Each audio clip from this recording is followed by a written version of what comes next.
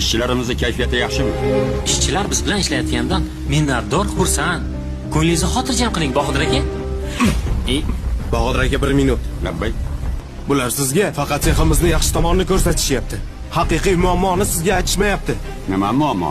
Mana bu yerda ishchilar 2 oydan buyon oyligini ola olmayapti. Bizda ham bola chaqa bor, oila bor, och o'tirishibdi axir. Ertalab ishga kelamiz, kechqurun qaytamiz.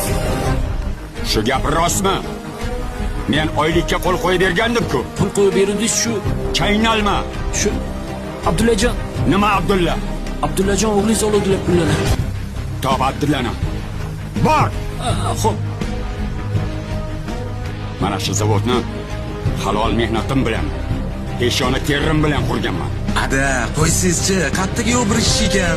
Arzimagan pul bo'lsa, berib o'raman hozir shu pulni. Qaytaraman. Nimani berib o'rasan? Ishchilar oldida to'kilgan obro'yimni qaytarasanmi? Ha? Shuncha mehnatimni qaytarasanmi? Sen o'sha olgan pulingda nechta ishchini, bolasini rizqi bor. Sen rizqini qiyib, ayshi ishrat qilyapsanmi? Ularni nochor holatga tiqib qo'yib, mazza qilib yuribsanmi? Yaxshilab eshitib ol. Ulfating ola qarg'a bo'lsa, yemishing go'ng bo'ladi. Tushundingmi? Sen aybini bekitayotgan ikkita sherigingni oldi. Oddiy sexda ishlaysan. Oddiy ishchi bo'lib ishlaysan. Eng qora ishda ishlaysan.